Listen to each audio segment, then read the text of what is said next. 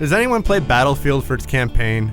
Yeah, I'm sure some of you might, but it's fair to say the franchise is propped up by its competitive offerings. Well, Visceral Games is trying to make an experience in which both aspects are worth playing. Hardline is a very different beast from the Battlefields that came before it, and seems much stronger for it. The modern military theme of the last few games has been cast aside in this newest installment. Hardline pits cops versus criminals, but it's not just a surface level swap.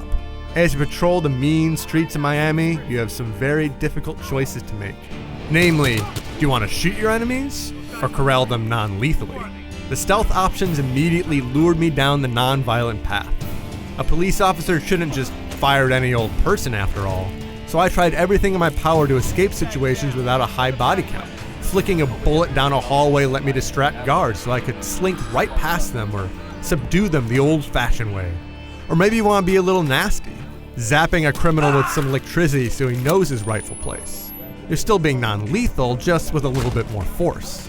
Sneaking through locations was intense in ways I hadn't seen in Battlefield before. I felt more like Sam Fisher than, well, whoever the star of the last game was. I would hold my breath in dark corners so as not to be seen and then rush towards my enemies when they were distracted.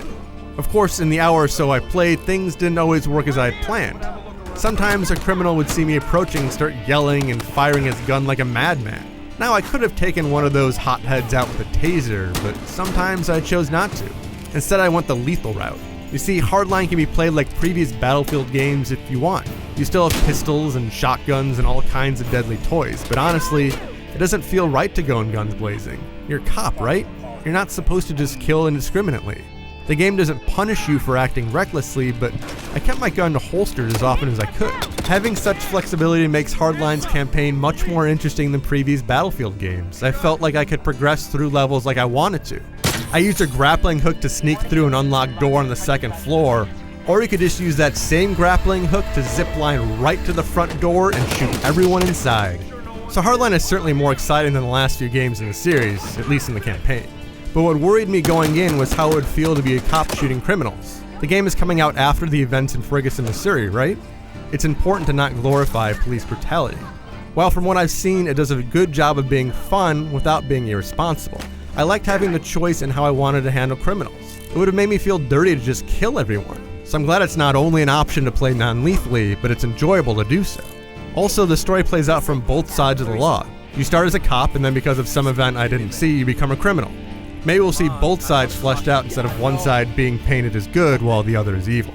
What I can tell you is that Hardline is a lot more diverse than I expected. Like any good stealth game, I felt empowered by going through quietly, and would curse myself when I resorted to using a firearm. It makes me excited to see how the full campaign plays out, and how well it meshes with the competitive component.